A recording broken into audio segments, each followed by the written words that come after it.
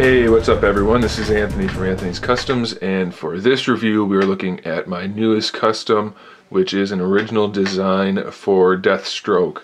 My customer who got the Deadpool 2-pack, the narrow build Deadpool, and also the anime Deathstroke, the Figma based anime Deathstroke, asked me to make a Play Arts Kai variant Deathstroke to go with his Play Arts Kai collection.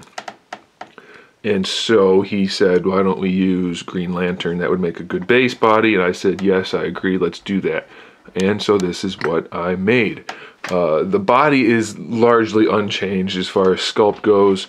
He has a couple of interchangeable hands that are actually from Green Lantern that I repainted. But he has Halo 4 Master Chief hands, and he has a fully sculpted head. I resculpted the Green Lantern head so that he didn't have that domino style mask, and then I put the helmet over it. So I sculpted that. I got rid of the chest logo and built on some armor piece right there, and I added holsters that are actually from the Devil May Cry 4 or 3, Devil May Cry 3 Dante.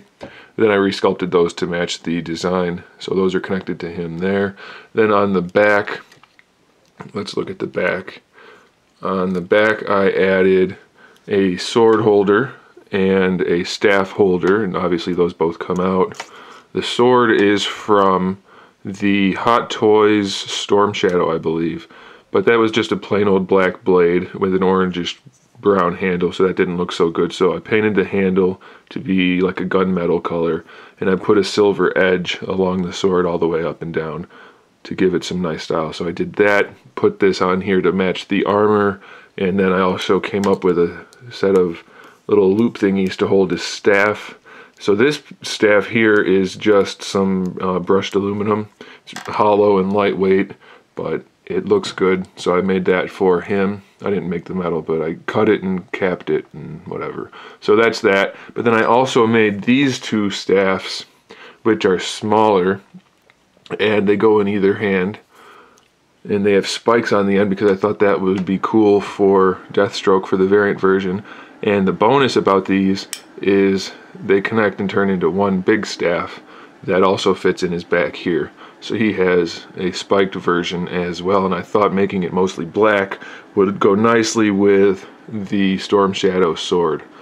So that's why we did that, and that turned out pretty cool. And I modified and repainted the Devil May Cry pistols that we got, made them silver with black detailing.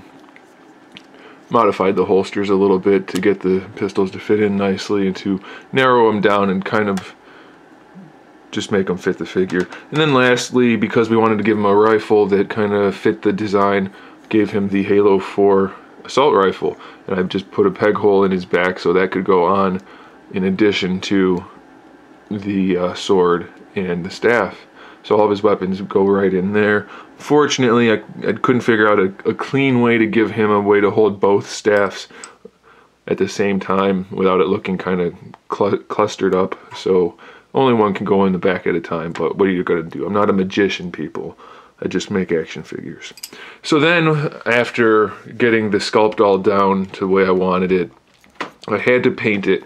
And I have to say, if you follow me on Facebook, you already saw this.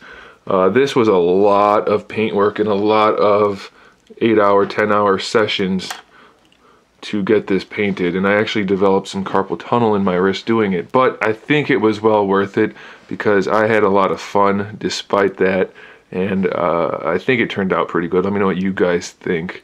So the main color scheme is I kind of took some inspiration from the New 52 Deathstroke with the lighter, kind of more of a cobalt color for the blue, and then a little bit of a brighter orange. I thought that would fit this design nicely. And then I did some silver and some gunmetal, and then I did do all the line work with the black on there.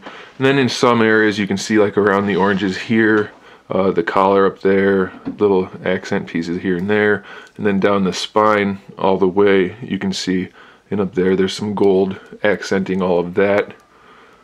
And then what I did was, for the holsters, I wanted, because he's kind of already got wide hips, and that's just the way they make the Play Arts figures most of the time. Right now I have him posed to make him look even wider, unfortunately. But either way, he's got kind of wide hips, so I used darker colors mostly for the thighs, and then I made the holsters what color? Charcoal gunmetal color, just to kind of not make them stand out too much.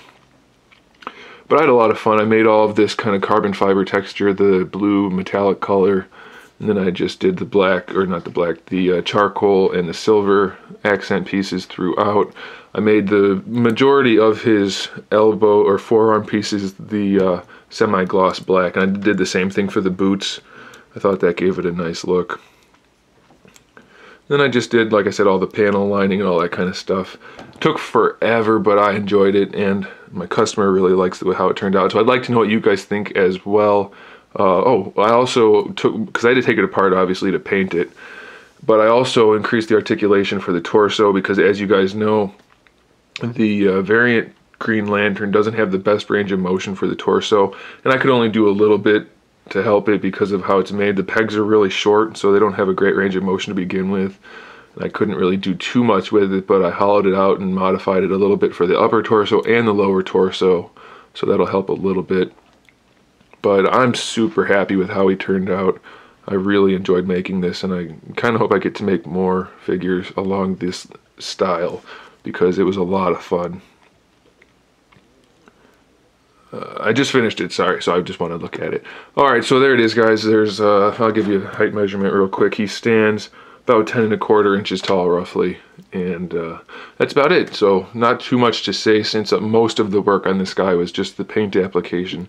So let me know what you guys think, and I'll see you in the next video. Stay tuned for more figure reviews, custom figures, and other good stuff. And in the meantime, keep collecting.